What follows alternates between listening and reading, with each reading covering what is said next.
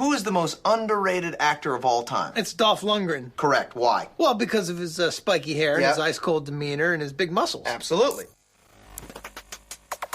I must break you.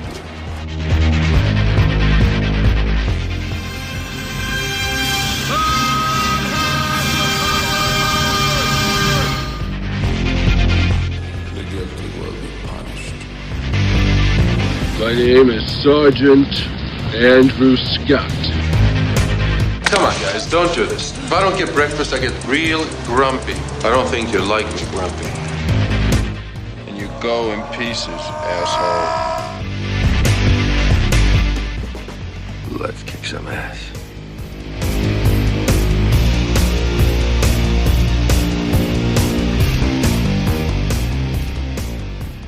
Hello and welcome back to I Must Break This Podcast, the fan podcast looking at the cinematic career of action legend Dolph Lundgren. Today we're looking at the third chapter in the Expendables series, The Expendables 3. In the next continuation of the popular franchise, Sylvester Stallone reunites his crew once again, this time to take down the co-founding member of the Expendables who has gone rogue. Yet in addition to taking on a new villain, Sly must also recruit a new, younger band of members with the high-tech know-how to help them launch their next assault. You know, I'd love to party with you boys.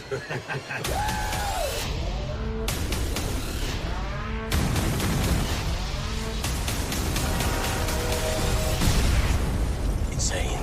Courageous, but insane. Welcome to the 21st century. I could do that. You want to slip on a dress and give it a shot? Hey,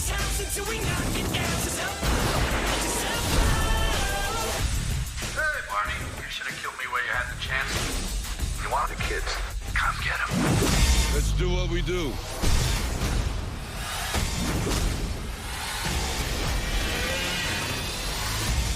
Couldn't take the stairs?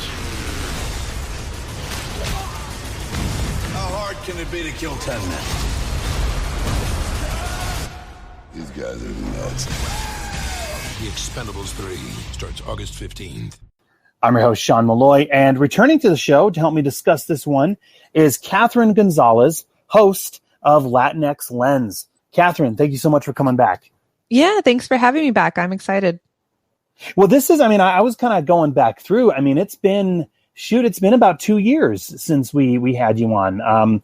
The last time you were gracious enough to join me to discuss Retrograde, the classic that was Retrograde. So thank you for agreeing to come back here. Yeah, I was actually thinking about how long it had been. I know it was before the pandemic, and then of course after the pandemic, it just feels like a million years. Everything you did before that. So I can't believe it was 2 years ago, but that sounds about right.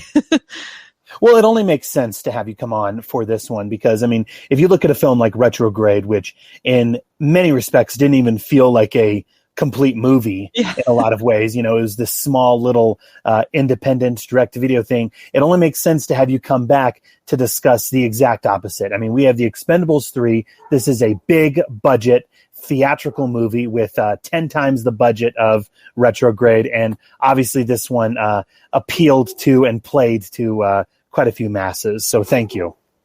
Yeah. And for whatever reason, we were discussing offline The Expendables. And as much as I love action movies, I don't know. I think I had kind of ignored this franchise because I was a little bit afraid that it was going to be really cringy, and kind of ruin, when you kind of go back and just like all these, like my action heroes that I love, but all together in this weird way. And I was like, I wasn't sure. So I actually watched all three of them for this, for the first time. And so I think I'd seen like maybe the first two like here and there, like, but not complete. So it was actually exciting to kind of see all three finally after a long time. So I'm glad I came on. So it kind of helped me watch this franchise. Well, yeah, that was going to be my next point. I wanted to give you major props because for the listeners who are tuning in, when I kind of gave you the films, the crop of films that we had, you handpicked The Expendables 3, and I was going to ask you why you picked this particular one, but again, thank you so much for not only agreeing to this one, but putting yourself through a bit of a marathon. I mean, you really only had to watch this one, but no, you went into this and you said, hey, if I'm going to discuss the Expendables 3, then I got to go back and I got to discuss Expendables 1, or excuse me, I got to watch Expendables 1, Expendables 2, so that I'm ready, I'm locked, I'm loaded, and I'm ready to discuss the gem that is part 3, right? Yes. And I think I'm so glad I did, because it gives context to, I mean, I don't know, especially with, I guess you don't have to watch 1 and 2 after watching 3, but it does give context to sort of, what happens in the third one. And I never like starting anything, like at the end. I have to go from the beginning. So yeah, that's just, I went all in. Well, and I don't want to let it go, but I wanted to ask you regarding your podcast. So I know that you are still working as the editor for the website Shuffle Online. Is that right? Yes. Okay, but you have now moved and you are now doing a new podcast called Latinex Lens. I was hoping you might be able to tell us a little bit about that one. Yeah, so that actually happened at the beginning of the pandemic. Someone I followed on Twitter, Rosa Parra, she tweeted out, hey, would anyone want to join, a podcast discussing Latino representation in film and television? And I, at the time, had been sort of wanting to explore that. I'm Mexican American and I hadn't really talked about it in like media stuff. I mean, everything I do is inherently, that, but I never specifically like explored that. And I was like kind of in a place where I wanted to do that. So I was like, hey, I messaged her and, we started that podcast, and it's been a really interesting journey sort of diving in. I mean, what we do is, we highlight one actor, filmmaker of, Latino descent.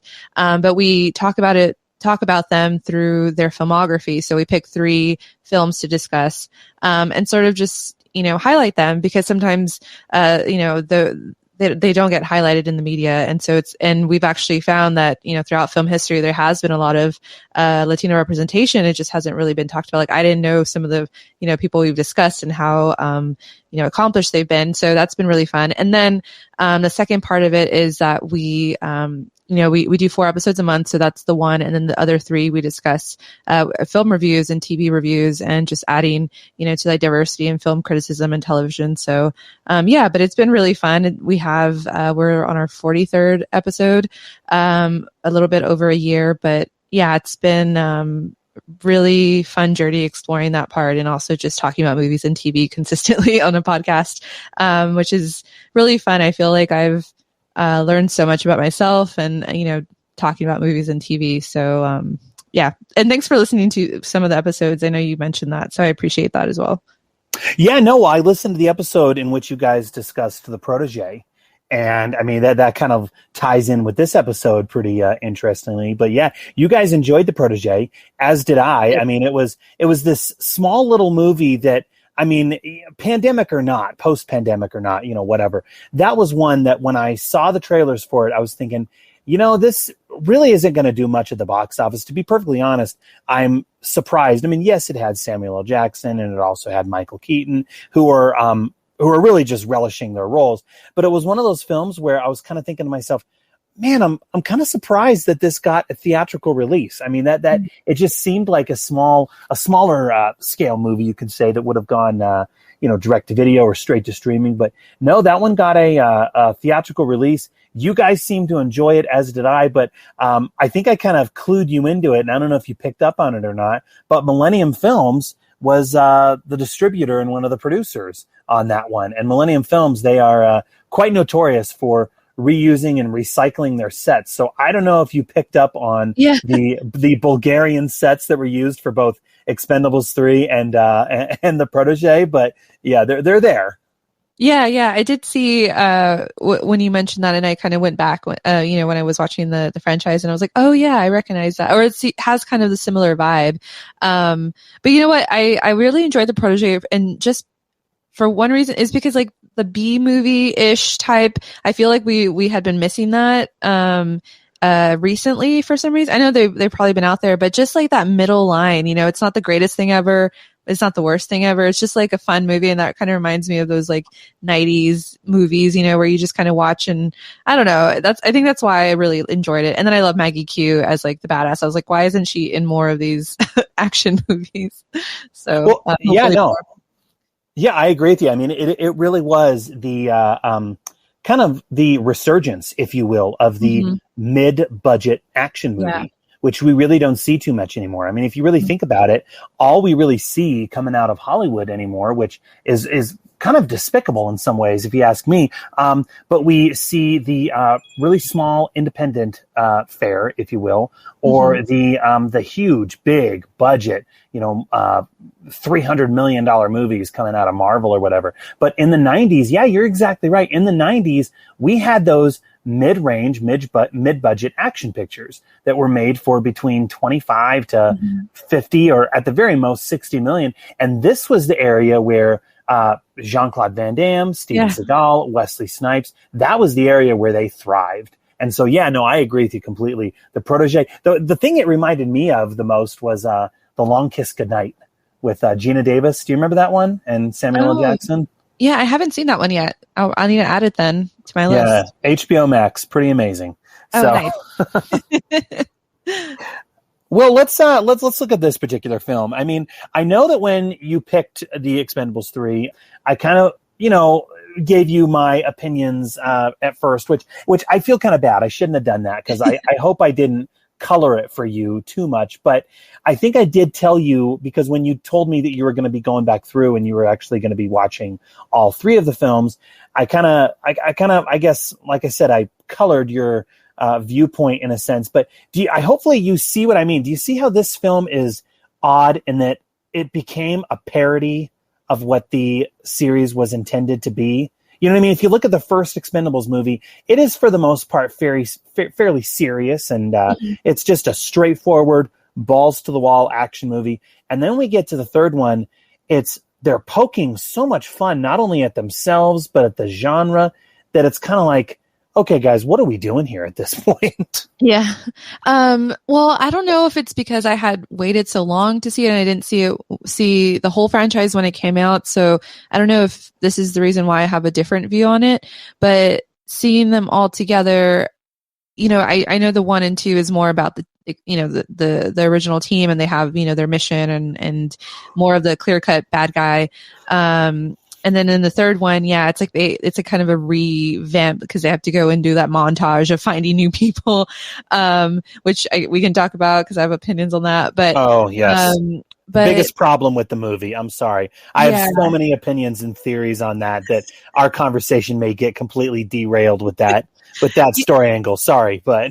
Yeah, but like in the beginning, it was fine. Like I was like, okay, cool. I really liked the Wesley Snipes breakout. It seemed like it was going in the right direction. And then I guess it did get a little skewed. But in terms of them making fun of themselves and those references, I mean, they were in the first and second one, even a little, at some points, a little bit cringier, because they really, like, you know, are using obviously their personal background in both film and off screen, in the, you know, and playing to the audiences who know that, in both movies. And then in the third one, they do that with like Wesley Snipes and, you know, Mel Gibson, and Arnold's back and says like basically like those lines again. And Harrison Ford and that sort of thing. But in terms of like the tone, I don't know, I was on board for, okay, so sorry, I'm like going around this, but I enjoyed the movie in a way, but then when I kind of looked at some of the points and whatever, I did get your point of the parody version, and how there was a lot of elements where I think it was the third one, and so maybe they're like, we got to go bigger, and they went in a way that didn't need to go, because I would have loved to see where they were going with it when they, you know, that opening scene with Wesley Snipes had a lot of potential for a different movie. And then it went kind of off in a different thing. And yeah, I guess it was a bit of a parody, but I don't know. It did feel just those, but not in the way I think you mentioned, like, for me at least, cause those cringy moments of them using their backgrounds were already there in the first and second one. Yeah. Well, and I think, and I said that on the previous episode, so I'm not going to completely echo myself again, yes. But I think, you know, in the end, when you go into an Expendables movie, okay, anyone who goes into an Expendables movie, already knows about, the careers of Arnold Schwarzenegger, Stallone, Dolph Lundgren. I mean, because that's the gimmick. The gimmick is seeing all these action stars from the 80s and the 90s together on screen. So, that right there sells me. But then when you have them cracking jokes, saying their one-liners, it's kind of like, look, we already know. Like we already know the joke. So I don't know if we need Arnold saying "I lied" at the end, like he does. Like that's one of his lines. Earlier in the film when Wesley Snipes, cracks the joke about tax evasion. Yeah, we know why he was thrown in prison, and we know that this was his big film out of prison. I mean, we can just go to it right now. Okay, the big opening moment is pretty cool, where they're breaking the character of Dr. Death out of prison. His prison is on board this big train, and it's a really impressive sequence. But look, the only reason why they're doing that is because to get Wesley Snipes, who just so happened in real life was in prison, and then they even have the character say tax evasion, and it's like, guys, what are we doing here? Like, you know what I mean? Like, we know, just make it to where, I mean, if they want to break him out of prison, okay, fine. I mean, it was a cool sequence. I'll roll with it. But suddenly when they say that line, when they have him say that line for that matter, it was kind of like, oh boy, if the second one was not meta enough, by this point, it was kind of like, oh boy. Yeah, so I guess it's like it kind of was okay the second one. You're like, oh, okay, I roll a little bit, but you kind of enjoy it because you're still in awe. Like for me, it was I was a little bit in awe of the first and second one because seeing like all of the action heroes that I grew up with or action movie stars, and for a moment there, even though it's not like the best material ever, but having them all on screen is sort of surreal in those first two, like at least experiencing for the first time. And then in the third one, it did, I guess maybe it's that thing where by the third film in any franchise, it is hard to kind of, I don't know, it's a balance because you've already seen two movies. So what are you going to bring to it? What's new? And I guess by the third one, having Wesley Snipes say tax evasion, I was like, hey, we've already seen this in the first and second one. We let those slide because we wanted to see you guys all together, but this one's a little too much. That one's a little too much on the nose. Well, let's say, let's look at the genesis for the film, if you will. I mean, okay, look, they did this with the second one, so it only makes sense, okay? As with all sequels, the idea is to go bigger than the previous film. And so we saw this with Expendables 2. They added a few more action stars to the mix, okay? We had Chuck Norris, we had Jean-Claude Van Damme, you know what I mean? So that was cool. This one, they just added tons of new cast members to where that becomes a problem. Yeah, exactly. So, okay, so if we look at the new additions to the film, here it's almost to a fault, I will say. Okay, Mel Gibson. I mean, I'll just say right now, actually, regardless of how you feel about Mel Gibson in real life or in his personal life, Mel Gibson is probably next to Antonio Banderas. I will say these were two welcome additions to the film, and Mel Gibson, when he is on screen as the villain and he has those moments with Sylvester Stallone, he does an amazing job. So when I heard that Mel Gibson was going to be cast in this film and he was going to be playing the bad guy, again, I didn't bat an eye. I didn't skip a beat. I knew, okay, this is going to be pretty cool. And then if we run down the list of all the other cast members, we have Antonio Banderas, like I said, Wesley Snipes, obviously we talked about him, Harrison Ford are all added to the mix here, which, I mean, okay, if you look at these actors in their resumes, their dossiers, if you will, okay, adding all of these guys makes complete sense, okay, because, okay, Wesley Snipes, Mel Gibson, Harrison Ford, even Antonio Banderas to an extent, these are all old school action stars, okay, and that right there, okay, is what the series has been promoting since the first film, is we're taking these over-the-hill action stars from the 80s and the 90s and putting them together. Here's the problem with this, Catherine, and I've seen this film now, this is about my fifth or sixth time seeing it, and I feel like this time it pissed me off even more than it did the first time. The problem with this here, they bring in these young additions to the film that are not old school. First of all, they're not action stars, okay? And they're bringing them in. I mean, and it makes sense why they're bringing them in. They're bringing them in to appeal to a younger audience. Okay. So they're bringing in this new blood to kind of bring in a younger audience. But okay, here's my, and I'm kind of going in circles here. I'm sorry, but here's my issue with this. Okay. Number one, they picked stars who are extremely bland. I mean, we'll just talk about them here in a minute, but they're very, very bland. But my other issue with this, Catherine, is why mess with the blueprint that is already working? I think that's my big thing. Okay. They have a formula here and they mess with it by bringing in these young, bland, pretty faces. They're pretty faces. I'll give them that. But it's kind of like, why mess with that? Why take that formula that worked well in Expendables 1 and 2 and change it up and give us something that not only was it not needed, but that I don't think anyone even wanted. Yeah, I agree. And one of the, I mean, at least for me, because I watch a lot of television, and I think this is, those, as seasons go on, you really fall in love with the characters. And in movie franchise, it's the same thing. We have been with these core, the core group of the Expendables, the ones who have stayed. And, while there's not a lot of character development in these, I can't help but kind of bond with them, even like, I hadn't really seen like Randy Couture in anything. But I loved what he did in this, and he kind of has the arc, and then Dolph Lundgren as well. Like I love that in the first one, he was sort of,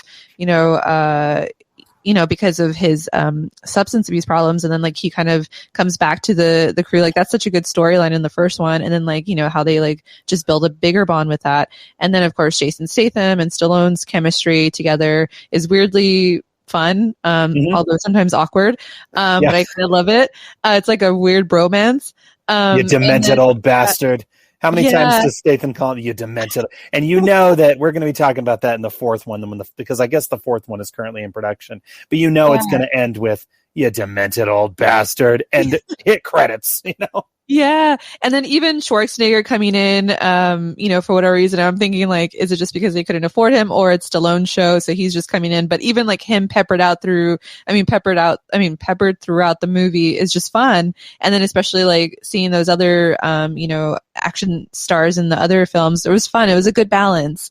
And so I do agree with you, because I have to say it was like the montage that I was not looking for when they go on the chase to find these new people, and then like it's like lackluster because they're not really doing anything too crazy. Like I didn't really care, and it's nothing too much against them. I mean, I guess if the actors were a little bit more charismatic, but just sending it's hard to fill when you just listed all the people who are in here, and then even the additions that were in the third one, Gibson, Ford, and Banderas, like.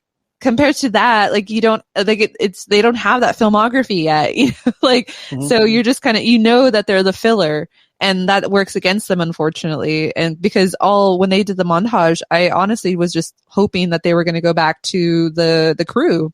Like I missed them for half the movie, because I was like, what's the point of this? Like they just broke out Wesley Snipes, and then they did nothing with it. Like that would have been a very interesting story. And like the Mel Gibson story of him thinking he had died, or he thinking, Barney had killed him. Like that was already interesting enough. Like we didn't need to do anything else. But I think it's just sometimes the third film in a franchise is just like they think they need to do more complicated things when they just need to keep it simple and do what worked, but maybe throw in some more explosions and stuff. Well, I think, like I said, I have quite a few issues with this one, and I promise, Catherine, I'm not going to derail the conversation too much. No worries. I had issues too. But I mean, I feel like, okay, when you bring in these new faces, if you will, and again, I want to stress, I don't have issues with the addition of Mel Gibson, Wesley Snipes, Antonio Banderas, and Harrison Ford. Again, they all work and they all make sense and they all fit within what this series was sold on. Okay. I think one of my issues with it is the fact that their addition completely negates the purpose and reason for a franchise like the Expendables to exist. Okay. Because again, this series was made to put all the big action stars, Arnold, Sly, Dolph Lundgren, etc., all these guys in a film together where they're occupying the same screen and doing what they do best, which is kicking ass and blowing stuff up. However, bringing in a group of young, pretty faces, especially bland faces who no one cares about, ruins the purpose for these movies from even happening, from even being there. I mean, I'm sorry, but fans, of these films do not want to see the original action guys get sidelined by the likes of Glenn Powell and Kellen Lutz. I have so many issues with, like, who is Glenn Powell? Why, who is this guy? Have you seen him before? Why was he chosen to sideline a force of nature like Dolph Lundgren? I get it. I understand why they did it. Obviously, this new take and younger influenced style was inspired by the Fast and the Furious franchise. And so, like I said, they're bringing in this younger market. I mean, even if you look at the trailers and the marketing for this, the font that they were using, I don't know if you saw any of the trailers of the TV spots, but the font and the music that they were using, it was very clear that they were copying the Fast and the Furious. That, I think, suddenly became the template that this series was trying to emulate. Yeah, I guess maybe marketing thought, hey, we're going to market it to Fast and the Furious since they're, I don't know, this was, what year was this one? It was probably sort of, 2014. So yeah, it was probably when that, I don't know what number of the Fast and the Furious was out by then, but maybe they thought like, oh, we need to appeal to them too. I have seen Glenn Powell in a lot of stuff, but like after this one, because obviously I didn't see this in 2014, he's been like rom-com stuff. He's going to be in the upcoming Top Gun Maverick. I actually do like, because he has sort of that, he's very charismatic in like the other stuff that he's done that I've seen him in.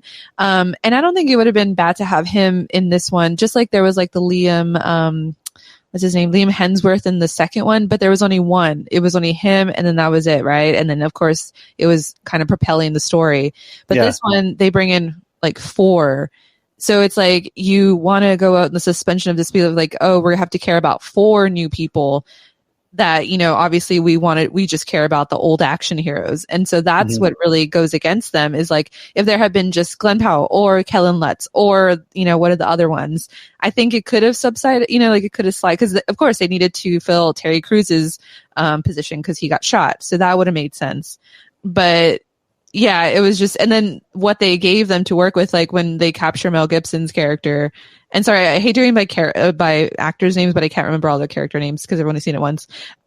But, when they were like supposed to be, the greatest, like the hacker or whatever, and then like they didn't check him for GPS, like his watch thing. And that's what makes me more mad than them, being additional, like they're supposed to be the new blood and greatest thing. And then like, yeah, it just felt sort of like it was always going to come back to the old, like, the old crew having to come and save them. And I think that's where it's just like those additions also mixed in with the poor storyline just didn't make any sense. And that's what makes me mad of like, they didn't need to be there. Or if they were going to be there, at least make it like it was like with the Liam Hemsworth character in the second one, because, and then Barney for the whole time, like he got rid of his crew because he didn't want them to die, whatever. He cares about them. This one, he keeps saying, oh, it's just a mission. I don't care about y'all. And then, of course he's going to have to go back on his word because he cares and he has a moral compass. But then like, he just spent the first like 30 minutes, treating them like, I don't know, whatever. And then we have to believe that he cares about them now. And so that's the story points that hurt more, than, the actual like additions. But I will say that Ronda Rousey, for me did not work at all. The acting, that's, pretty awkward. So yeah, I wasn't a fan of her. I mean, Victor Ortiz's Mars was fine. And, even Kellen Lutz was, okay. And Glenn Powell for me, but yeah, it just, didn't need to be that whole storyline, so it just worked against them from the beginning. Well, yeah, I mean, and like I said, we'll be going back to them here in a minute, but I wanted to just establish there's 3 things about this film that we, before we really pick apart the story and the characters as we have been doing, I want to throw it out there. This film was directed by Patrick Hughes, who is an Australian director. I don't know if you've seen it or not, but one of his first films, actually, it might have been his first film, actually. He did a movie called Red Hill that is really, really good. Actually, you should check it out. It's a Western, but set in the Australian outback. Really, really cool. So when I heard that he was tapped to be directing this one, I had seen Red Hill already, so I knew that this was going to be in fairly good hands. It was also announced fairly early on that this one was going to have a PG-13 rating, which, you know, for me personally, I mean, they kind of toyed with that with Expendables 1 and 2. When they announced it with this one, I was kind of like, I didn't really care, to be perfectly honest, because, I mean, if you look at Expendables 1 and 2, all you need to do is take out the digital blood, and those movies are basically PG-13 anyway. So, I mean, the blood shots are, you know, not they're digital anyway. So, yeah. But the other big thing about this one is, look, we've been talking about how it is inferior to the previous two, and is probably, compared to the other ones, it's, you know, not as good.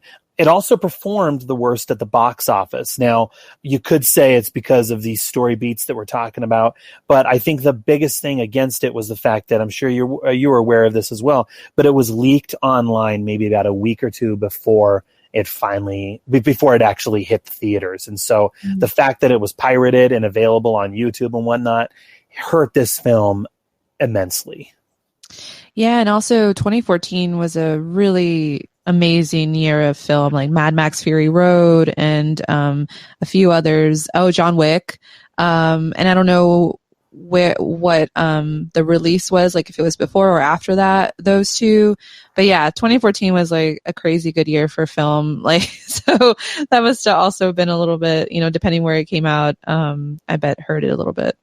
Well, and you know, we talked about Wesley Snipes, so let's just dive into the film and, you know, break down the story. So yeah, the film opens with that really cool prison breakout sequence, we'll say, on board the train, and this introduces us to the character of Dr. Death, played by Wesley Snipes. So again, the film is being extremely meta, not just with his prison breakout, if you will, but they also make him an expert with knives, which is very clearly a reference to his role as Blade. I mean, come on, it's so on the nose. And of course, this puts him at odds and rivalry with Jason Statham, because Jason Statham is the resident expert with knives. So, oh boy, sadly they don't really do much with that until it's kind of the beginning of the movie. We see a little bit of that rivalry, and then again at the end, but they do nothing with that.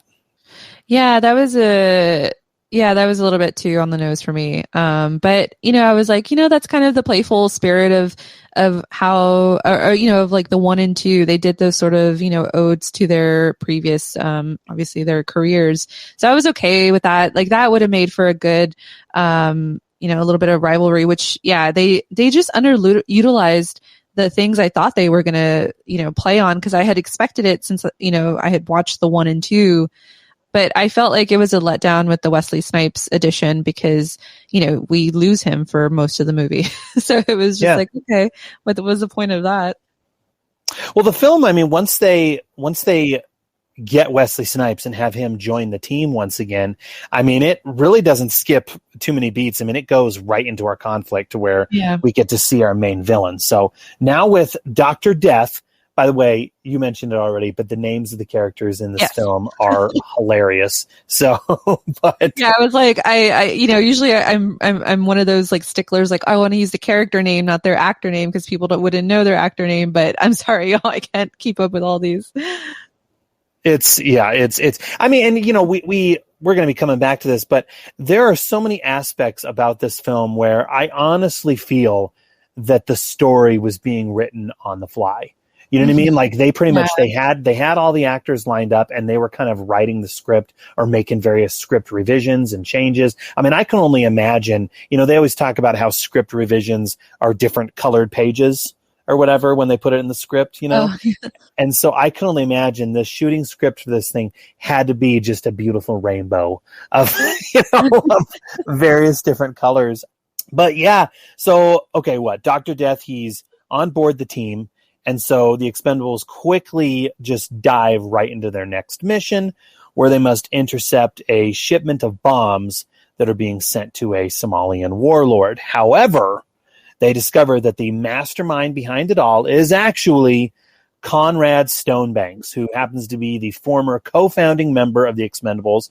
So this is Mel Gibson's character. This guy, he went rogue. He was presumed to be dead. So the team, this is kind of a bizarre scene here. The team charge Stonebanks, which was just really bizarre. It was kind of like, Stallone, what are you doing? Like, you're supposed to be incognito, but the team charge Stonebanks. But what happens is, because they are fairly reckless in this moment here, Stonebanks gets the upper hand on the team. He shoots Hail Caesar. So this is Terry Crews's character. He shoots Hail Caesar in the back, thus taking him out of action for the entire movie and puts him in a hospital. And then the ultimate dastardly move here, he drops a massive bomb on the team, which they are very narrowly, I will say, able to escape. Yeah, that one was pushing it a little bit. Yeah, that was real close. I was like, I think you guys would have probably, had some injuries from that blast. But conveniently, there was a body of water for them to jump into. Yes. It's kind of like that's like when a character falls off a roof. Sorry, but it's kind of like when a character falls off a roof and they land on a car. That's always a safe, or in a garbage bin for that matter, right? It's safe. But you know what? That was fun because that's an ode to all those action movies that's conveniently placed. I mean, I was on board up until that point. I mean, through all of that scene, the Wesley Snipes opening, and then the villain reveal of Mel Gibson, Stonebanks, which Stonebanks is a funny name. You're right about Conrad Stonebanks. But it's actually pretty good, because I mean, all the really good names have already been taken by all of them in their previous films. So I mean, coming up with new action names must have been hard, but. Yeah, it was fun. So that's why I was thinking where's the parody coming in? And then I was like, oh, wait for it. Well, and as a side note, I don't know if this bugged you like it did me, but as a side note, it's almost humorous and kind of weird. I felt seeing this hard-nosed team of mercenaries showing up at a regular traditional hospital. I mean, that to me just felt a little odd. It was kind of a weird juxtaposition. I mean, wouldn't you think a team of mercenaries, there's not a military hospital of some kind for these guys to go to, but they'd go into just a regular traditional hospital, these big tough guys. I don't know. Obviously, maybe I'm looking at that more than I need to. Plus, what's also weird is they establish Wesley Snipes as the team medic. Yeah. And then they don't do anything with that. And I almost kind of had the idea where I wondered, okay, maybe they should have done something with this angle. Why set Wesley Snipes up as the team doctor when we never even get to see him use his medical expertise? Yeah, I actually thought the same thing because, I mean, he was there on the ground when he actually got shot. So I was like, oh, that makes sense. He was there. Perfect timing, all that. I mean, perfect addition, because they were going to use him. But yeah, you're right about it was weird seeing them in that, really just, it seemed like, a cookie cutter hospital. And it would have made more sense for them to be somewhere else, like underground, and then Wesley Snipes attending to Terry Crews's character. And then, we just sort of go off oh, he's critical condition, but he's going to make it sort of thing, and we don't really need to go back to that. But it shouldn't have been in a hospital. You're right. It was a little bit off, which, I guess it kind of sets the tone for the rest of the movie. But we missed out on what could have been a really cool deleted scene of Sylvester Stallone sitting in the waiting room, okay, and he's sitting next to this one guy, and he asks this dude, hey, who are you waiting for? And he says, oh, my brother was painting a house, and he, fell off, and he broke his leg. What are you in for? And Stallone says, oh, a team of my mercenary crew was shot in the back by a former teammate of mine, and then we were narrowly able to escape a giant bomb. Just, I mean, it's so weird. Yeah, it doesn't make any sense in this regard. Cause why, Dr. Death, but you're not gonna, I don't know. And the other issue with not just this film, but with the series for that matter, instead of giving the film stakes, which let's be fair, the series has never really had any stakes at all. Okay. They do the same thing once again here where Terry Crews's character isn't killed. I mean, I'll just say right now, they should have just killed his character. That would have given some real stakes, but the series has never had any. They could have done that with Jet Li's character in the previous one. They didn't do it. Okay. So Terry Crews's character, he's not killed, but mortally wounded. And I guess the story goes that Terry Crews had filming obligations with the show Brooklyn Nine-Nine, yet he didn't want to be counted out of this one, so he begged Sylvester Stallone to keep him in the movie.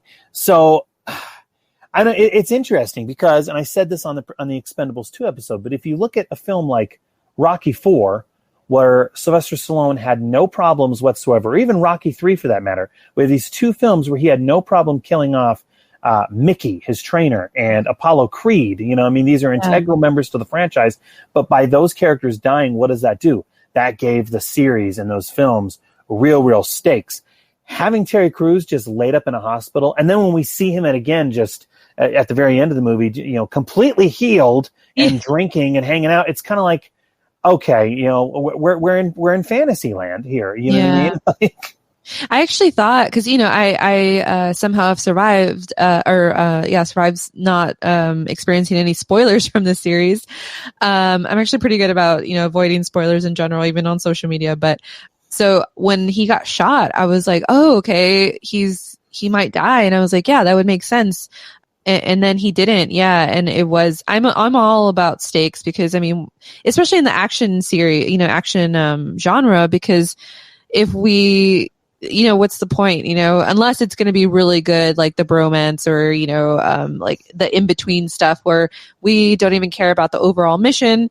But in these like formulaic movies, especially from 1 and 2, like there needs to be sort of that villain, thing, and they had a good villain here set up with Stonebanks, but yeah, I kind of was hoping that the Terry Crews's character would have also died, because that would have actually, because like Liam Hemsworth's character in the second one, they barely knew him. Yeah, he felt bad because he was a young kid, but like there was no real emotional tie there. So even his death wasn't that, like I don't know, the characters are pretending like it is, but it's, as an audience, you don't really feel that. But if Terry Crews's character would have actually died, that would have felt, you would have felt it like a member of the Expendables dies. Right. Yeah. Okay. No more Bruce Willis in this film. I know. Okay? We have, why I didn't look that up, but I was wondering if maybe he was filming something, or they wanted to bring in Harrison Ford, which I don't mind about actually. So I'm okay with the Harrison Ford edition, but I did like the Bruce Willis character. So, okay, going along with the meta nature of this film, here's the reason why Bruce Willis wasn't in the film, Catherine. Okay, so they asked Bruce Willis back to do this film, but he was asking for more money. And all he was going to be on set was going to be, I think, for 3 or 4 days. And he wanted, I think he wanted double his salary, where basically they offered him $2 million, but he said, no, I wanted $3 million. So basically or $3 million per day, we should also say, or something like along those natures. Don't quote me on those exact numbers, but in the end, it was for more money. Yeah. Bruce Willis wanted more money. And so Sylvester Stallone basically said, sorry, dude, no, we can get Harrison Ford here. And so that is why Harrison Ford steps in as the CIA operative who's hiring the Expendables. And that is why in this film we get such lines as we get these lines thrown around at Bruce Willis's expense, where Harrison Ford says, "Church is out of the picture." Okay, wink, wink. You almost expect them to look at the camera and wink. And then later on in the film, when Jet Li shows up, Jet Li says, "Man, I thought Church was an asshole." Okay, these are when I said earlier how there had to be script rewrites, or that script, if you will, had to be every shade of the rainbow imaginable. These lines had to be written as they were going in, as they were filming these particular scenes. Because, again, if Church, or Bruce Willis for that matter, had not balked at his at the rate that he was going to be getting paid, we would have seen him in this role. But instead, we get Harrison Ford here. Yeah, I figured there was something along those lines. But I have to say, Harrison Ford was a great addition, especially in that CIA role. So, I mean, it kind of, Stallone was right in that sense. But, I mean, I did miss Bruce Willis in it, but not a big deal, Well, okay, so we've talked about it, and I promise I'm not going to spend too much more time on it. But let's get into the biggest problem with the movie, in my opinion. Not just the inclusion of the young kids, for that matter. I had a huge issue with the way in which they are brought into the film narratively. Oh, okay. Man. Yeah. So, okay, let me back up. So the production felt in which again, I don't understand why they're messing with a formula that worked. Okay. But the production in their infinite wisdom felt that bringing in younger recruits to the team was a keen idea, especially in terms of the marketing. Okay. However, their inclusion makes zero sense, narratively for the story. Okay. So if I understand this correctly, okay, after they admit Hail Caesar, okay, so that's Terry Crews's character, after they admit him to the hospital, the team is sitting around at a bar and Stallone fires his team, which consists of Jason Statham, Dolph Lundgren, Randy Couture, and Wesley Snipes. And his reasoning, if I understand it correctly, his reasoning is the team is getting old and he refuses to be responsible for any of their deaths. So he fires them, calls upon a former expendable, okay, who's now a recruiter to help him find new talent, played by Kelsey Grammer. We'll get to Kelsey Grammer here in a minute, Catherine. But here's what I don't understand. Okay, why fire his best friends and teammates and instead hire newer, younger recruits who arguably have their whole lives ahead of them? That's what I didn't understand. You have these old, grizzled, tough guys, okay, who have been with Stallone literally through hell and back, we'll say, and he's going to fire them, and he's going to hire younger guys, okay, younger guys and a gal, we'll say, yet they're half the age. So, I mean, they have so much more life to live, and he's not going to have any issues. Like, what if they get, and spoiler alert, what if they get hurt? What if they get put in harm's way? Wouldn't that almost make Stallone feel guiltier in the end? It doesn't. It, to me, Catherine, that to me felt like just lazy writing that made zero sense. No, yeah, I agree with you. It didn't make any sense. Especially, I don't like that they're mercenaries. Their whole job is that they could die at any moment, any mission, anything. They have made the choice to do that. So I don't know why, after all the years that they've been together, Stallone would, Barney would all of a sudden be like, hey, by the way, this is really dangerous, guys. And like, we can't do, I can't be responsible. But what about all the other million missions that you've done?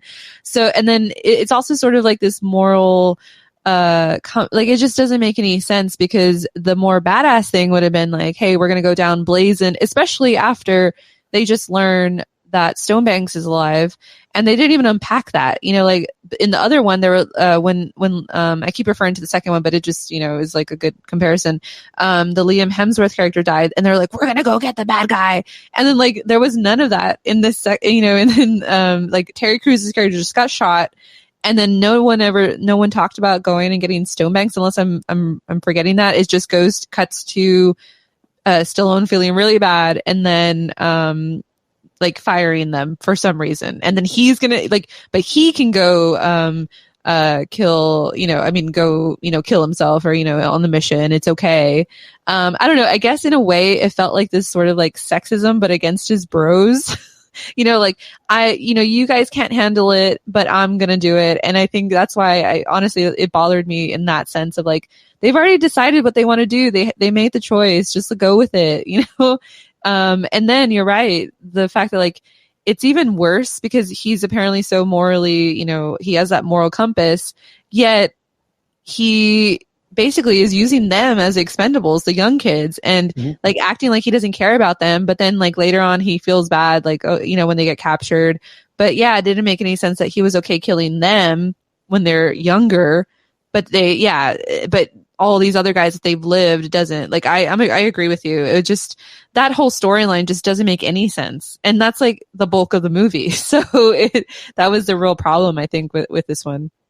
Well, Stallone gets a line. I don't know if you picked up on it or not, but when he first meets up with the character of Bonaparte, okay, so this is the recruiter played by Kelsey Grammer. When he meets up with him, okay, where he says, hey, I need some new guys or whatever, Kelsey Grammer asks him, and I'm going to have to go back and and remember the line, but Kelsey Grammer says, is this going to be this sounds like a one-way ticket or a one-way mission?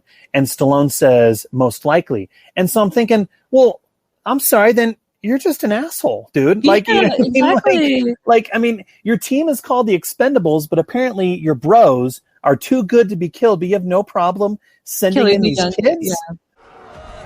Bonaparte. Sorry to hear about Caesar. Hope he pulls through. He's a good one. The good ones are rare.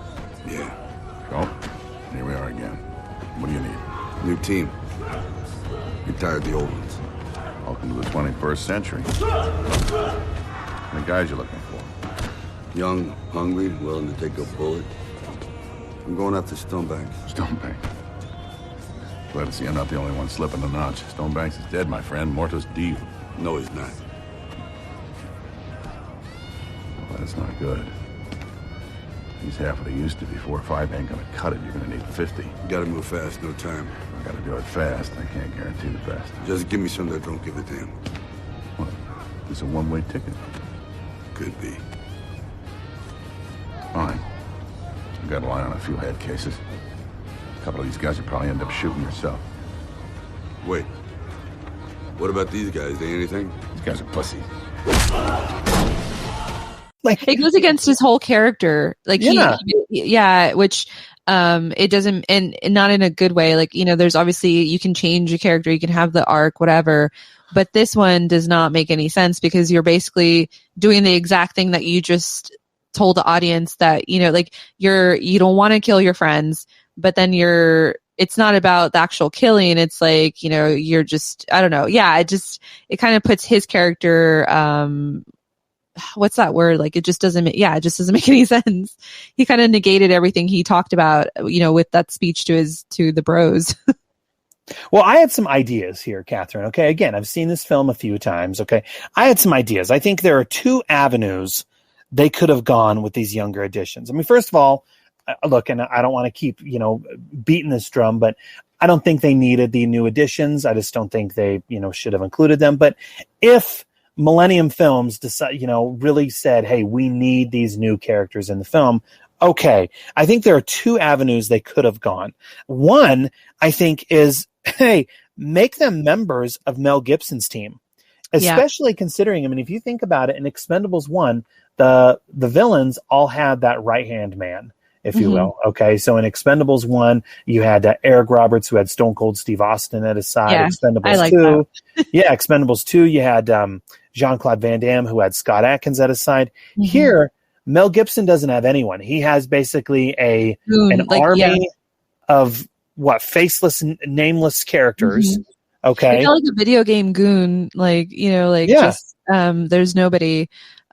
Which at the beginning, I know we already talked about the beginning, but that villain that they like, you know, initially go to felt like a video game character. I just like had to put that down. So it like is going through some of that. It honestly, a lot of these parts just reminded me of like the video game, like, I don't know. But yeah, Mel Gibson didn't have any. I think towards the end, he turns to someone and says, hey, go get him. And it's just like, you don't even know, like that guy had never been introduced. He didn't even have a line.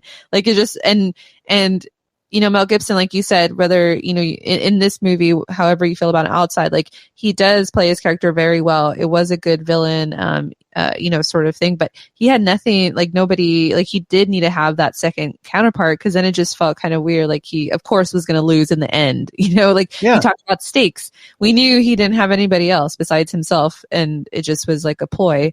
So they could have brought in maybe one of those like younger characters, especially with him. Like he was the one that said, he tells Stallone, like, you never wanted to go and do these other things. And it would have made more sense for Stonebanks to get the younger blood because he wouldn't have cared. You know, he was the one sort of doing more of like the change and willing to change in a sense, you know, because he wanted to make money.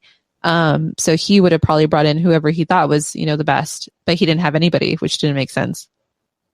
Well, I think if the young additions were working for Mel Gibson and they made them all bad guys, then you could add a really cool little dichotomy there where you could have had old versus young. Yeah. Okay. Like, okay, these are these are the new recruits, if you will. And so then you could have had something also really cool. Okay. Yeah. Conrad Stonebanks, he got fired from the Expendables. Well, what does he do? He goes off and he hires his own team. Opposite. It's the exact opposite. And so then you have two rival mercenary teams who are, who are, you know, going at it, trying to, you know, find the MacGuffin, whatever that may be. You know, they could have done that.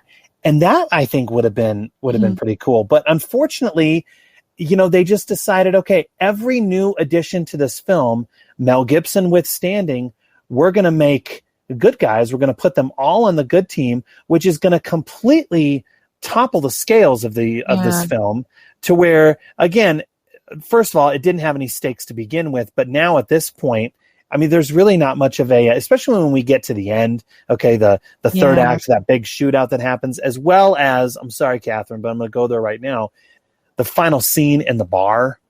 There's just way too many characters here all of a sudden to where it was, it makes sense that this was the final outing for this series for a while, we will say. Yeah, you're right. And also, I don't know, it just... they felt empty, you know, like, and the new additions, because like I said, we've already come to love the crew. And then like you want us to, in 20 minutes, to get accustomed to these when, you know, like, and the thing is, we know as an audience that it's going to have to come back to the old crew again.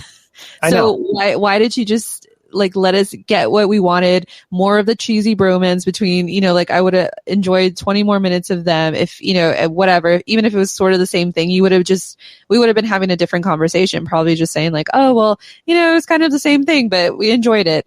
And that would have been maybe okay. I don't know. But that idea too, like the old versus new, it just feels really odd that they decided to put so many on the good side. I wonder what the story choice was there, you know, like the reasoning behind it. Because usually they're in other action movies, the new stuff is always with the bad guys, you know, like there's always like that kind of, the rival thing. But in this one, it was a little bit weird. It didn't feel organic.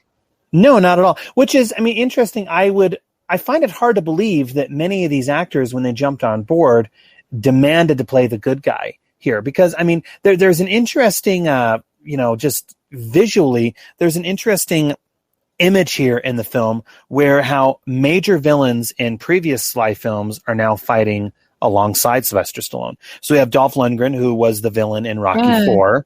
We have Wesley Snipes, who was the villain in Demolition Man. And then Antonio Banderas, who's the villain in Assassins. And I'm thinking to myself, I'm watching this, and look, I love Wesley Snipes in the film. I love Antonio Banderas in the film. Why couldn't they have been... I think I would have loved it personally. Why couldn't they have been right-hand guys to Mel Gibson? Okay, where you know what I mean? I think that would have been really kind of cool. And these are actors who have proven that they can play villains, and they can play villains quite well. Make them the bad guys here. Yeah, I mean, my favorite, I mean, as you know, I didn't watch the franchise before, but I really loved Jean-Claude Van Damme as villain, you know, as like a play on villain.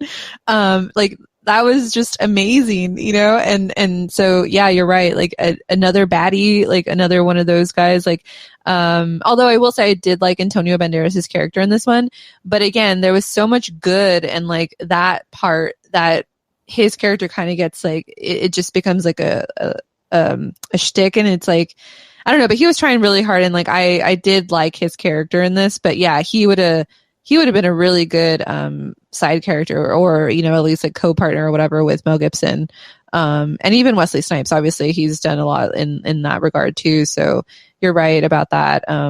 But yeah, it just, I don't know what they were trying to do, and maybe it's something like you mentioned with like, I don't know if it's maybe getting, when you get older with age, you don't want to, you know, maybe like, I don't know, the story choices, because you said in, you know, Rocky, he made those choices. In this one, he didn't make those choices. It just feels like it's kind of like, I don't know if it's like an audience thing. They don't want to like kill people off, or they don't want to do too much of that thing, but or it's like, let's not do all of it in this one because there could be more.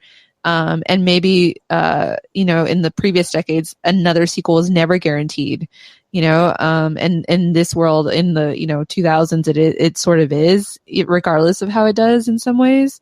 So do you think it was like that too? Like maybe staying a little bit too safe to hold that off for other sequels?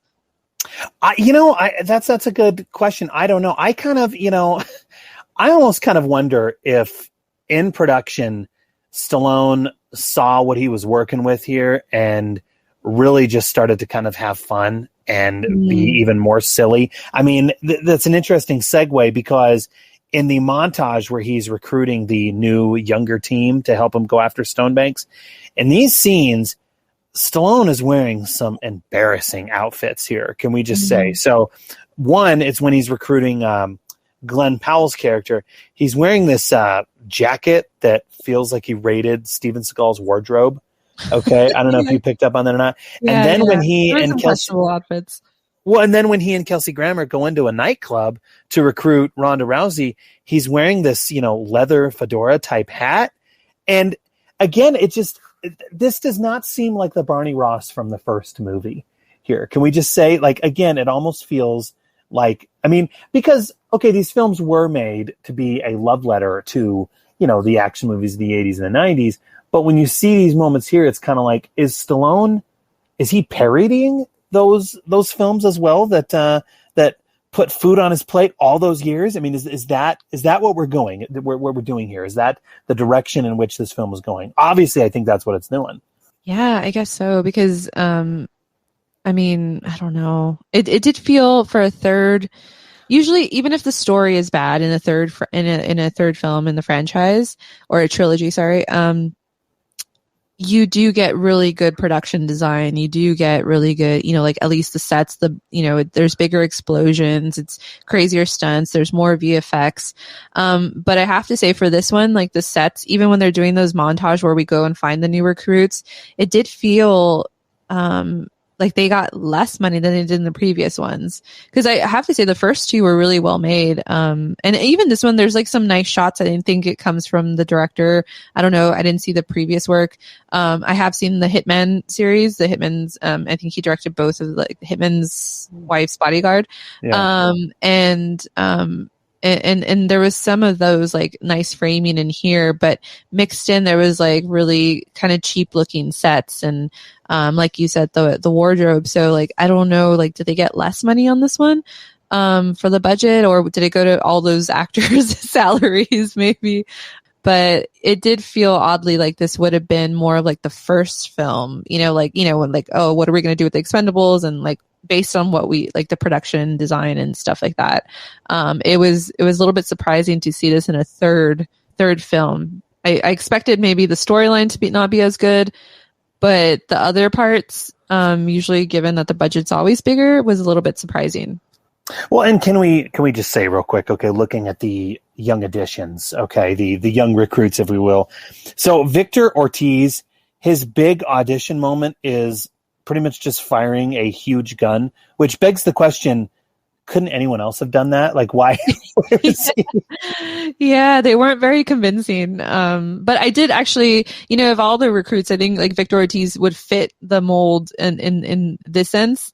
But yeah, they didn't give him anything, or, his character didn't have anything to do. Like, oh, he shot a gun, cool. And then he was like doing a little bit of boxing, which, he's a boxer in real life, which was like an ode to his thing. But yeah, none of them, to be honest, like none of the montage scene, like it was just lackluster. Because I love a good montage, a good action montage. Like those were some of the best, But this one was just, there was nothing. They weren't giving us anything. It was like so basic. Well, you already mentioned it as well, but Antonio Banderas plays a character named Galgo. He's the comic relief of the film. We have a scene where he sends in a fake resume to Bonaparte, but he just can't find work because, as he says, all he knows how to do is kill, and he does it very, very well. Felipe Silva, meet Barney Ross. Galgo, you sent me another fake resume. Mr. Ross, I can do what you need, whatever you need. I am healthier than I look, stronger than I look, faster than I look, actually faster than you were born in 1984. Of course not, but I feel like I was born in 84. Do not waste your time. Barney relieved. Mr. Ross, please. It's like I have discovered the fountain of youth. I mean, not the fountain of youth. Ponce de Leon discovered that one. You know, by the way, another great Spaniard like myself. No, you know, Mr. Ross, age is just a state of mind. You know, you're only old when you surrender, when you give up, and I haven't, not yet. Tiago, this shit has got to stop. This is the third time this month. Seriously, move on! This guy's story.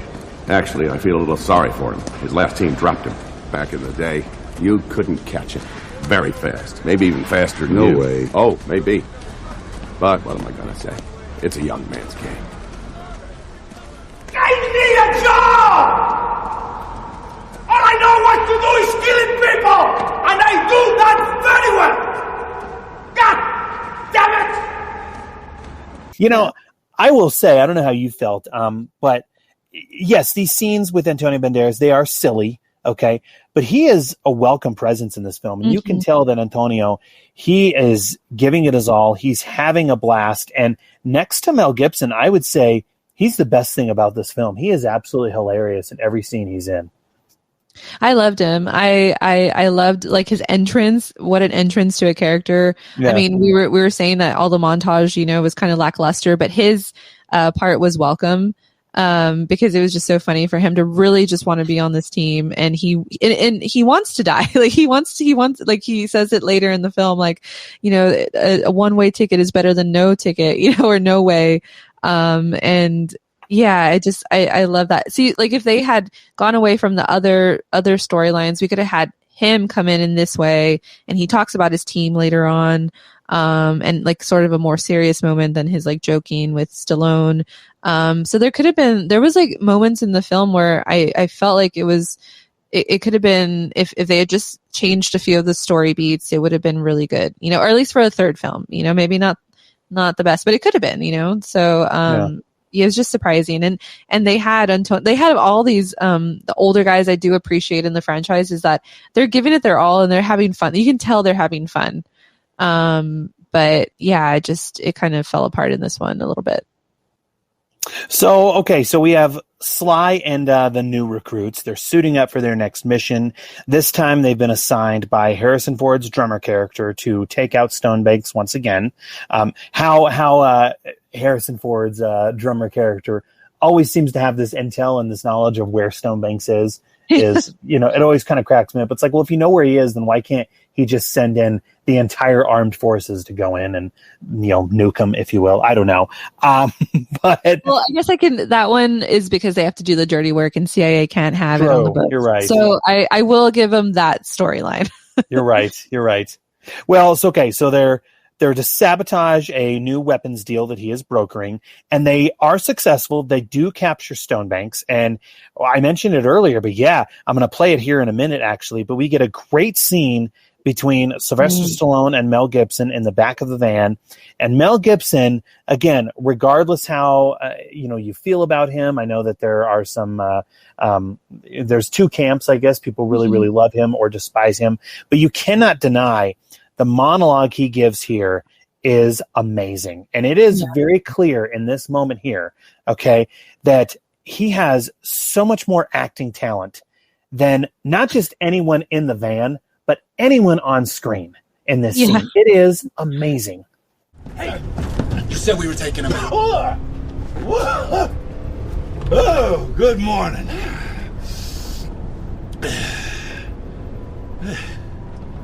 Are these your students? Hey, kids, what'd you learn tonight, huh? Yeah, what happened to the old crew? Oh, that's right.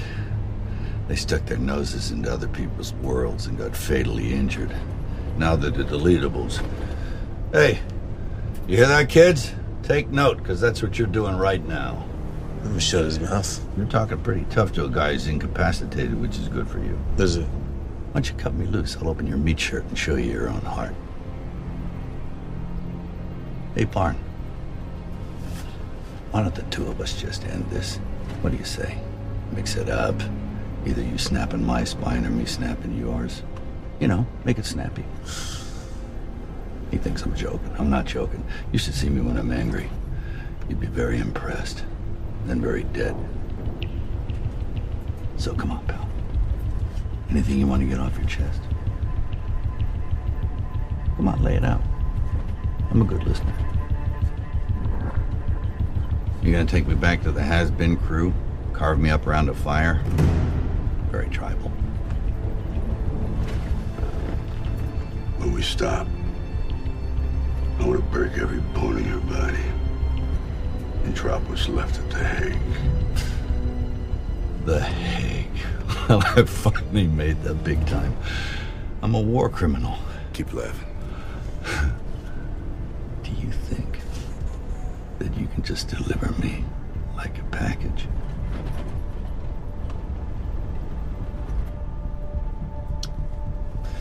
We were close once. See, we started this whole Expendables thing together. See, look, I got the markers.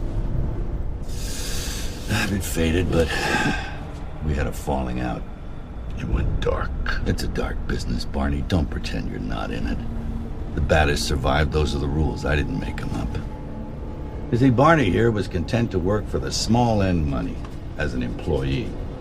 And being boss is more lucrative, but that's a concept that somehow eluded you. Plus, you got that pesky moral conscience. God, that stuff gets in the way. He thinks he's the good guy. Keep talking while you can. Sure, you got a conscience, and that makes you weak. Success, real success, is being willing to do the things that other people are not. Not everyone's as sick as you. Oh, but you are. Did you kill anyone today, Barn? Blow any shit up?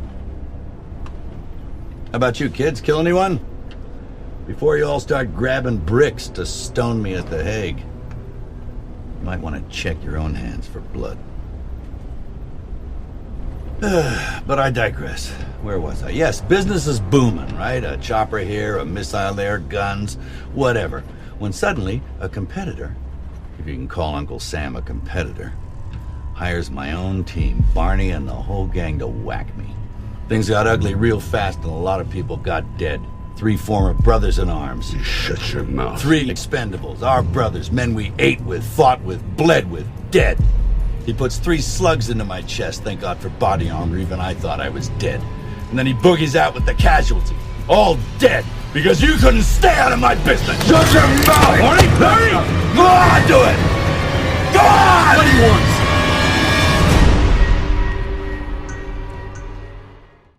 It really is, like, you know, just based on, you know, his career and like his films, like you see the level, you know, like the differing levels. And that's like, sometimes you can't really tell you, oh, I think that's good acting and stuff.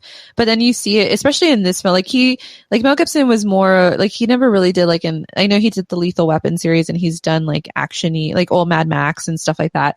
But none of like what the, you know, what you know, the other ones have done more, you know, he's done more of like drama and stuff like that. So you can tell like, oh, they were just as big as him, you know, if not bigger, like in terms of like popularity and like the movie star status, but you see the difference in like the acting capability. But yeah, I don't know. But I mean, Stallone got his Oscar, right? So I don't know. Or did he get nominated? I think he got nominated for an Oscar, but I don't know. That was a big upset. Yeah, he was nominated. Everyone thought that he was going to win for Creed, and then he lost to the guy from Bridge of Spies. So he also has his acting. I mean, everyone in here is like, they do what they do well. But yeah, you're right. In terms of Mel Gibson has that, you know, the acting chops just a little bit more. But in terms of like, they cast him well in this, you know, because you need that villain, you need that bad guy who's going to have that charismatic stuff to have, you know, to kind of battle. Because when they always when they have a villain that's not as up to par, it just is, it's always so bland, you know, and like when you see that in other movies.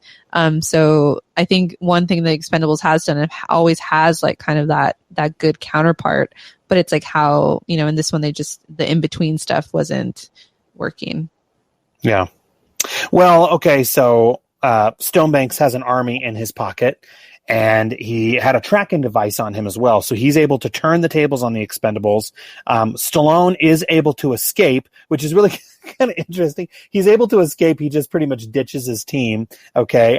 Which I shouldn't say he ditches his team, but he doesn't, he is able to escape, I guess we will say, a little easier than the other ones. And Mel Gibson kidnaps the Young Guns, which then forces Sly to go back in and rescue them once again. Okay, so he once again gets intel as to where they're being held hostage, and so Sylvester Stallone has to go in. We haven't even called him, I feel bad, but we haven't called him Barney Ross, but that's his character's name in all these films. So Barney Ross has to go in. It's a suicide mission. He's fully aware, and we also saw this. This was in the trailers, right? Where, so it's not that big of a surprise. The young guys get kidnapped, and so Stallone is going to have his, he's going to have to recruit the old guys once again to come back and help him. There's many things here with this scene, with these moments here that I wanted to break down. The one that I will get to right now is, okay, Conrad Stonebanks is holding the young recruits, we will say. He's holding them hostage in a fictional country called Asmenistan. Okay, so I have some issues with this. The series is set in the series is filmed, all of the Millennium Flots for that matter, they're all in Bulgaria. So I don't understand why they just couldn't have made it Bulgaria, but they create this fictional country called Asmenistan. And here's what I found really, really bonkers, is that it's amazing to me how Sylvester Stallone's character, Barney Ross, he not only has enough jet fuel to get him there, but he also has the knowledge for how to get there. And, Catherine, I don't know if you noticed this, but apparently to get from the U.S. to Asmenistan, that's just, a mere 2-hour flight. Huh? All right. Man, he must have had that real good technology. Or I didn't know the Expendables jet did the warp speed. Asmenistan, where obviously I'm assuming it's a European country, but yes, that's where everything, and obviously it's a war-torn country because Sly, he just does not give a crap about blowing and leveling up that entire area, does he? But he really, really cared about saving his team from from dying in old age. So this is interesting here. Okay, so Galgo, this is Antonio Banderas' character. Galgo comes back and asks to join Stallone, as do the original team. So we get that great scene, also played in the trailer, where he's getting ready to leave. I will say, it's a cool looking scene. Okay, just those guys. We have Randy Couture, Dolph Lundgren, Jason Statham, and Wesley Snipes. They're standing there right on the airplane hangar, completely loaded. They have all their materials, and they're completely, they have all their machine guns and everything like that. They're ready to go to help Stallone, which kind of cracks me up. It's kind of like, look, this guy fired you. I don't know why you're so.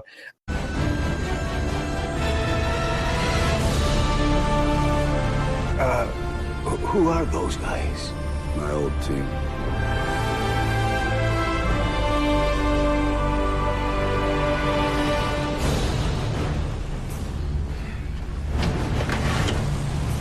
What the hell are you doing here? You were stupid enough to get yourself into this space! We're the only ones crazy enough to get you out of it! Come on! We're late for a war!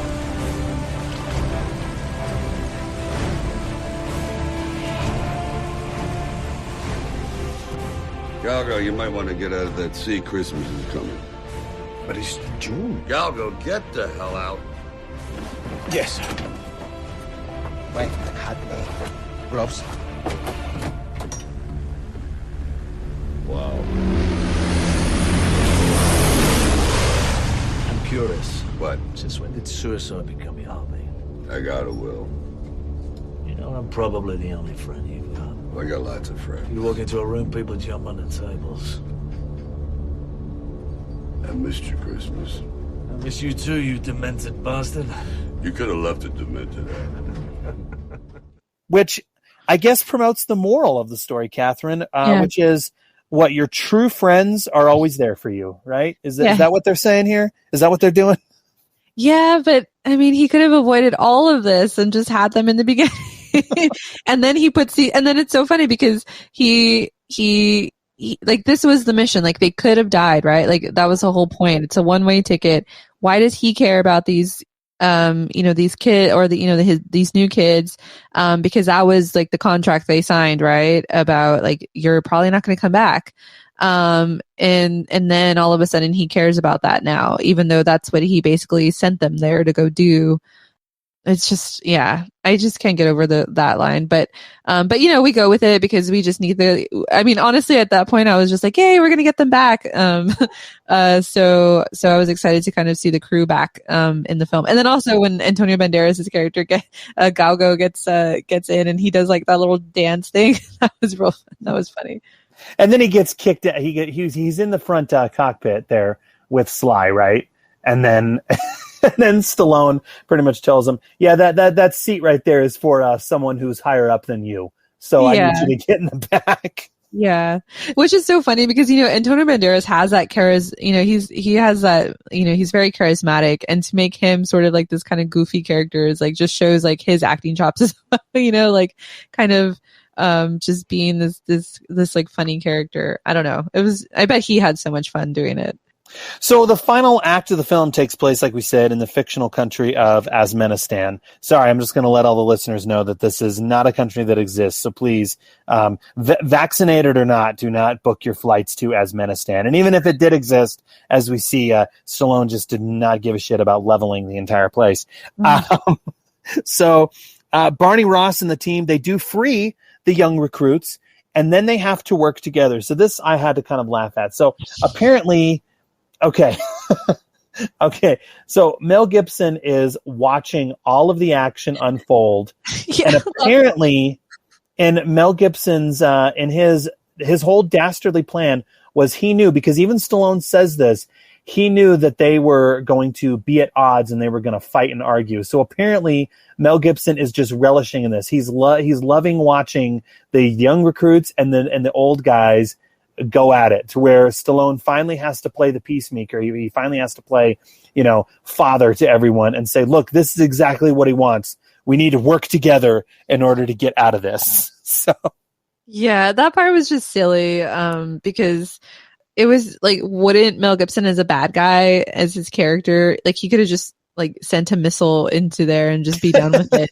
You know, that didn't make any sense to me. It was just like, that's the movie part of like, oh, we just got to keep this going. And then he knew their plan. And then like, wouldn't you again send like relay that to your team? And like, he would have, like, it didn't make any sense. And it looked silly, you know, on like seeing it as an audience member, seeing Mel Gibson, see them talk about this pep talk that's supposed to be like, you know, the turning point. And it just felt weird. It was awkward to see it as like as an audience member, because I was just like, what is going on? Like, so again, you mentioned stakes, no stakes if you know that the bad guy is just watching them. Yeah. He even says the line. I mean, he even says the line, what was it? How hard can it be to kill 12 men? Now, first of all, 12 men, that's way too many. I mean, we talked about this earlier, but that's way too many good guys to keep track of. But he says, how hard can it be to kill 12 men? And it's like, Mel, you have an entire army at your disposal. Ostensibly, it really shouldn't be that hard. Yes, drop a giant bomb on them. Isn't he an arms dealer? Like, so. He has all the weapons. So, okay, even Arnold Schwarzenegger and Jet Li join the fight in these final moments here. And Jet Li, who's now inexplicably working for Arnold's character, Trench. So we haven't said it, but yeah, Schwarzenegger plays he's the Barney Ross, but for another Expendables team, right? And so, Jet Li, who's now working for him. We're supposed to laugh at the fact that Jet Li jumped ship there. But yeah. But I know that like off screen, because I kind of looked like, oh, why wouldn't they include Jet Li? But it's because he was going through some health issues off screen, I think, right? That's probably why he didn't come back. Well, and I'm gonna throw out there another idea. And I know that this wouldn't have happened, but I'm gonna throw out there this idea. What if Arnold Schwarzenegger was the bad guy? And he, again, kind of going along with what we said earlier, but he has this rival mercenary team who is at odds with Stallone, okay? And then we have all these guys on that team as well. That could have been kind of cool. Yeah. Well, I kept thinking throughout the whole series when he would pop up, oh, he's the bad guy, you know, and he never was. So I was like, I kind of appreciated that, because that was like, would have been the more obvious one. But in the third film, it would have been kind of a cool reveal to think like, oh, well, you fooled us once, twice. And then we were thinking like, oh, Schwarzenegger, you know, is a good guy, Trench. But then we realized like, no, yeah, that would have been actually really like a really good one. And then maybe him, like Schwarzenegger and Gibson together, that would have been a combo. Like, he would have had the mercenary team. They would have been kind of like that collab combo sort of thing. Yeah. Oh, what could have been? I know. Maybe the fourth one will remedy all of this. You never know. I'll give it, I'm going to watch it anyways now that I'm invested. So. Well, I will say, I do like the final one-on-one fight that Sylvester Stallone gets to have with Mel Gibson. I mean, similar to the final fight in Expendables 2 between Stallone and Van Damme, I do think it goes way too short, but it is really well choreographed. I mean, I just think the location that they've chosen, where these two guys are thrashing around in water that's kind of going up to their, what is it, to about their ankles, if you will, or whatever. That looks really, really cool. And you can tell in this final fight scene, Mel Gibson is having fun. And I really like, every punch. Because when you're watching this, my friend Brenton said this on the previous episode when we were discussing Expendables 2. But when you're watching this, okay, yes, it is Sylvester Stallone versus Mel Gibson. But you can almost look at it as, okay, this is Rocky versus Martin Riggs here. Right. And I really love, I don't know if you picked up on this, but I love how every punch that Mel Gibson throws, he has a grunt with it just to kind of show how evil he is. And obviously we know that Stallone is going to win this fight, but while it is a bit too short, it is pretty cool to see. Yeah. I have to say, I mentioned I had stalled on watching the series because I was thinking, oh, it's going to be a little cringy, especially I was thinking with the action scenes, like what are they going to do with all these, older stars? But, I think the first and second one were the stunt guy was Chad Stahelski, maybe. I think it was the first one and maybe the second one. And then that made sense because he's obviously like he's done stunts for a bunch of other movies and was a director of, John Wick franchise. And then I was like, oh, that's why the stunts look really good. Cause I was actually surprised. I was like, oh yeah, like regardless of the story plots and here and there, a little bit of like those one-liners, it has looked really good. Like the way they've utilized, the older, like them as older action heroes and thinking like it could have looked really bad in the series, but I have to say that's always been on point. They've utilized them very well and used like their skills. So I have enjoyed their fight scenes and the way they kind of like use them. And I guess that's probably why it's short, because if they go a little bit longer, then you're going to see those kind of like, the age of it maybe. But yeah, he wasn't in this one. I looked at the stunt coordinator. It was a different person, but I think still part of the crew that was probably in the first two. So I was like, oh, that's why it still looks good. Like the choreography at least. Well, I do. Okay, it is ridiculous, I will admit, but it is really cool to see. It could be, we've seen like where it could be bad, and like this one, it's actually pretty good, for what it is. Yeah. So we see Sylvester Stallone. He narrowly escapes. Okay. So after he does get the upper hand on Conrad Stonebanks and he does shoot him dead. He does get a great final line to Conrad Stonebanks. So we have Mel Gibson. He asks him, what about the Hague? And just how Stallone says, I am the Hague. And, pops a few into his chest. And that was good. Yeah. Yeah. I don't know so much mind the one-liners. It's the one-liners that are callbacks to their careers from the eight. That's I think a little bit too cringy, especially like Arnold with "Get to the chopper," and I was like, "Oh no, don't do it." Well, and speaking of the chopper, can we just say, I don't know if you picked up on this either or not. Okay, I don't know how this helicopter is able to carry all of them. To carry all of them, not only to carry all of them, Catherine, but all of their equipment. All of their guns, all of their, artillery there is no way that a helicopter is going to handle all of those, which again goes back to what I think we keep coming back to. Way too many characters on the good side here. If they would have just split these up, then I could buy this helicopter that Arnold and Drummer, Harrison Ford are flying, holding all of them. But, when you see all of them in this helicopter. Oh, that was so funny. And then we're to believe that it's going to be able to hold Sylvester Stallone, who narrowly escapes this building that completely collapses. It's kind of like, oh boy, here. But then again, that's what the series is here. I don't think we're supposed to be looking at this series. as a form of realism in any way. Yeah, I mean, I'm one for like, that suspension of disbelief. Like there's a certain level, like obviously, like you mentioned, like, oh, his trip to Asmenistan, it only took 2 hours. Like those things I'm okay with, but there's like some things where you can't have too many of those things or else it just really diminishes, the movie. And we just mentioned a bunch of them. But yeah, I have to, the last, and from like a movie standpoint and also realistically, like when they were shooting, I was just thinking like, there's a shot of like all of them in the chopper. And I was just thinking like, imagine that day of like shooting, they're all like just cramped up. And it's like the young, like as actors are like the young ones, like they're cramped with like Arnold Schwarzenegger and Harrison Ford. Like that must have been actually kind of cool, but it looks silly. Like when you see that shot of them in there, cause it's like, wait, we've seen from so many other action movies that like one extra thing can like bring a chopper down. So, yeah, it just seemed very, and then they're so close to the explosion, but even that I'll let it go. Cause whatever. But yeah, it was very weird that they were, and the chopper doesn't look any bigger than like the normal chopper. No. People. So I was just like, wait, how many are in there? Yeah, that was a little silly. I wish like some of them would have been out already, like in a different area. Maybe there was only like they were only trying to, like the core group was trying to get Stallone, and that would have been okay. And like the other ones would have escaped somehow, like differently or whatever.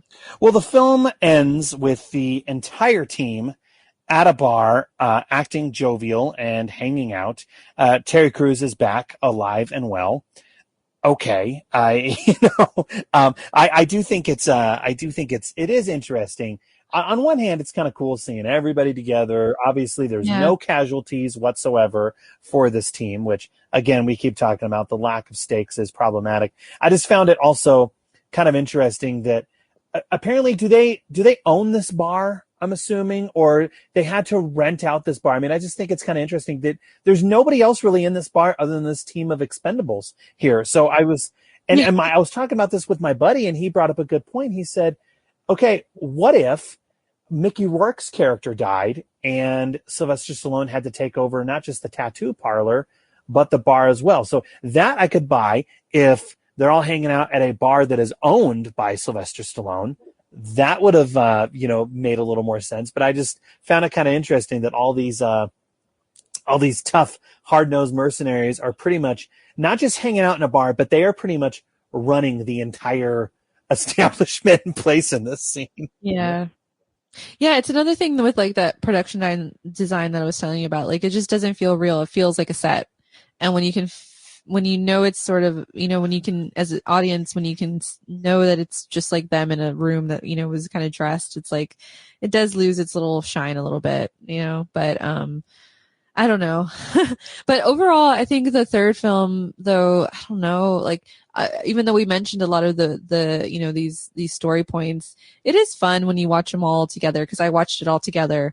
But then we're breaking it down because, we're doing this podcast, but, I don't know. I'm sure you're going to ask me like what I thought overall, but I got ahead of myself. Well, and I mean, I think we need to mention it here, but, the film was co-written by Sylvester Stallone, and look, Sylvester Stallone, he is, I mean, not only is he a force in front of the camera, but behind the camera as well. Okay. I mean, he's directed dozens of films. He's written, seems like just about half of his entire filmography. But I will say right now, he doesn't know how to write comedy, because the scenes that are meant to be funny just don't come off as funny. I think there were some people who were laughing at the scene between, Arnold Schwarzenegger and Schwarzenegger and Jet Li as they're kind of hugging and acting all silly. I don't know about you, but I really didn't find it funny. And then when the young crew steps up and starts singing karaoke to Old Man, I was like, I actually had to forward that a little bit, because I was like, it's too cringy. embarrassing. This was what, that's what I thought. I was worried about those moments in the series, and that's why I avoided these films. And then it happened at that, like, I didn't even want to see that. I was like, no, don't do it. Well, I mean, it's kind of like stand-up comedy. I always felt like, look, I love stand-up comedy, but I cringe and I despise watching films that are about stand-up comedy, because what you're getting here, what you're seeing on film, is someone pretending to do a stand-up routine and pretending to be funny, and then you're seeing essentially actors or extras on set who are also pretending to laugh at the scene, and it doesn't work. I feel the same thing about dance scenes in movies where you see people in dance clubs or whatever, and it's the same thing here. What we are seeing is a bunch of actors doing karaoke. It's embarrassing, and the song they pick, Old Man, get it? Because Stallone and Schwarzenegger and everybody are old men. Again, it's way too on the nose to where when I bought my ticket, I knew what I was getting into. I don't need my nose rubbed into it, you know? Yeah. And also the bar scene too, like, you know, especially with the young ones, like that they didn't really do anything. Like they had to get saved. So they weren't really like super badass, you know, like it just feels really weird. At the end with all of them, like, hey, like we're a crew now, but it's like, oh, you didn't really do anything. Yeah, and they're all, we have the tattoo now, and it's like, well, I don't know if you really earned it. Yeah, yeah. It was very, it was like, I think, you know, you mentioned like maybe he can't write comedy because it just feels awkward.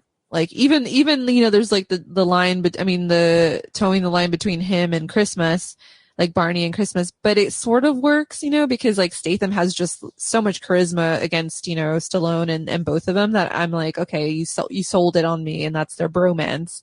But when you have a lot of that in other areas of the movie, it's too much. It's too much awkwardness and cringiness. Well, okay, so the moment has come. I mean, I know we've laughed at a lot of the aspects of this particular film. I will say I did still have fun with it. I think compared to many of the other films that Stallone has done and Dolph Lundgren has done. And sadly, we haven't really talked about a heck of a lot about I know. Dolph. Well, he wasn't really in He's this one. sidelined by the younger ones, unfortunately. But yeah, which, I mean, how do you sideline, you know, Dolph Lundgren? So, like, you know, it's hard to admit, like, they did, I don't know. I was actually really bummed because I was like, wait, I was writing my notes and getting, you know, I was like, as I was watching this movie, I was like, I literally don't have anything on Dolph Lundgren except I just wanted more of him. Because he grew on me as his character. At the beginning, I didn't really, you know, the first one was a little cringy, but then he kind of redeemed himself. And then the second one was fun. I liked his, you know, he was sort of like the Antonio Banderas comic relief character in the series, and they kind of like sidelined him in this one. Or they did, actually. So how about your recommend? Okay. Would you, overall, critiques aside, if you will, and I know, I mean, again, I appreciate you watching the other films. I don't think anyone else has done that much prep work before, so I really do appreciate it. But how does this one rank for you? Would you give this one as a recommend, not just as a Dolph Lundgren film, but we'll say as an action film in general? I know that you're a huge fan of all of these guys from their glory days. How does this one rank for you? What do you have to say? I mean, it is the third one, I think, if I had to rank them, just because of the story beats. Like, I will follow a far-fetched storyline, but this, you know, all the beats that we talked about, you know, it didn't make that much sense. But overall, like, the new additions, the Gibson, the Harrison Ford character, you know, some of the shots too, we didn't talk about the directing and stuff, but I did like some of those choices. It felt more, I don't know, a little bit artsy, like in some of those like up close shots, with like Stallone, and there was like the Antonio Banderas where he like puts his hands on his hip and like it's framed very nicely. So I appreciated that. It sort of brought a little bit something new, but overall, like, I'm guessing if you watch, I guess I'm going to recommend it in this way. If you watch the first two and you enjoyed them, I would recommend this one. But if you're not an action person, if you're, if you know, if you're not a fan of the 80s, 90s, action movies, you probably won't like this one. Or if you just need something to watch, because they all are on Hulu. And if you want something on the background that maybe you don't want to pay attention to because you're not, you know, a part of this, then you can also put it on. So that's how I'm going to recommend it. But I did have a good time. You know, there was good moments in this film, but those story beats, I mean, if they had just changed a few things or some of the main things, it could have been really good, you know, because I think sometimes it irks me when, you know, action kind of gets dumbed down, because I think that's what it needs to be. And I feel like there's some really good action movies out there that are solid in the story and everything else. And it can be a genre that is just as good as like drama and everything else, you know, when they make it cohesive and everything. So I think for that reason, I'm sort of like a soft recommend based on your preferences.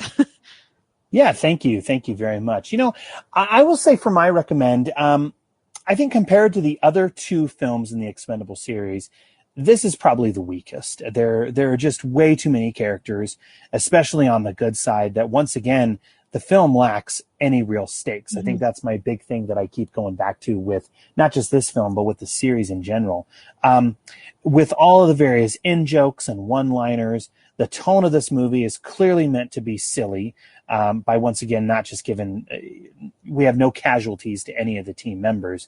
As far as Dolph Lundgren goes, I would say that he's not so much of a goof here as he was in the last film. Yeah. So that was a nice change of pace. I think he's serviced fairly well here, especially, we haven't talked about it, but especially in those scenes where he's at odds with the younger team members in the final act when, you know, the two teams are learning to work together. He just starts, you know, shouting at them and calling them names, saying, how'd you guys get into this mess? And I really liked those moments there. The PG-13 rating really doesn't bother me as much as it did others, but overall, like I said earlier, the film just becomes a parody of the type of films it was trying to be a love letter to.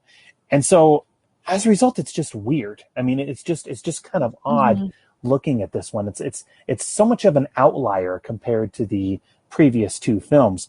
Having said all of that, believe it or not, I did still have a ton of fun with this movie. It delivers, on the same level with the other films in terms of action. It does deliver what those previous films offered. But it's not like I was surprised with any of the characters, any of the action sequences, etc. The budget is put to use well, and so the explosions, fights, and action is all very much welcome and serviced quite well. And we haven't talked about, I mean, we kind of mentioned it already, but Expendables 4, I mean, it's really kind of interesting, Catherine, that it's almost like the gods of action cinema have aligned in a sense for us. I mean, you know, it's interesting. We're doing this discussion now, and apparently Expendables 4 started filming, I guess, actually this week. So they've been slowly releasing the stars. I guess the fourth one is going to focus more on Lee Christmas. So that's Jason Statham's character. He's going to be taking the lead, where the other characters are going to be more sidelined. I don't know. They've been announcing some of the various casting. I guess Andy Garcia is going to be in it, as is Megan Fox and 50 Cent and Tony Jaa. Where do you stand on Expendables 4? Are you looking forward to it? And I guess where do you hope it goes? Yeah, I mean, it's going to be 7 years since the last one. That's a lot in terms of where we are, like, in terms of pop culture and what's acceptable and what's not. So I'm actually really curious how they're going to, if they're going to still incorporate the one-liners, if they're going to still put in some of those like more questionable moments in terms of dialogue.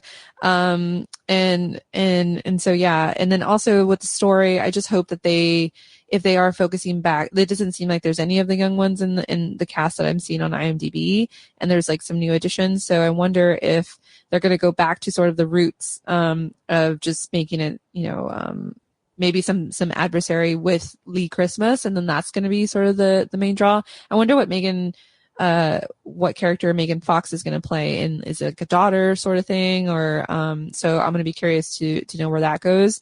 And she's had such a resurgence lately, so I'm actually excited for her to be in this one. And Tony Jaa and some of the other people. So I'm here for it. I'm on this ride already. I'm three movies in. I will never say no to an action movie. So, I don't know. I guess we'll see Expendables 4. I don't really know what I want, except maybe going back to the roots of the 1 and 2 and kind of ignoring what they did in 3. Yeah. Except keeping the stunts and action just as good, if not better, in the 4. It needs to get back to basics. Mm-hmm. And, and look, I don't care so much about the R rating, but it needs to get back to basics. It needs to be a little bit more gritty. I read a few things online. One of the theories is that, Sylvester Stallone may be killed off. And I mean, look, that would be ballsy. I'll admit that would be ballsy, and that would certainly give the film some stakes and would give the Lee Christmas character some real drive and motivation.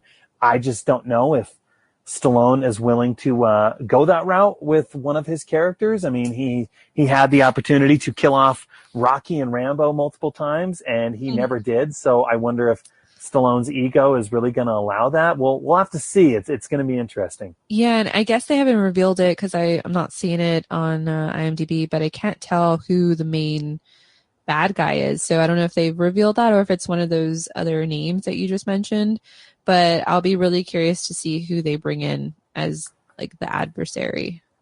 If we're lucky, it'll be an Asmenistan army of faceless, nameless goons who are just there to be like a video game, right? So yeah. Yeah.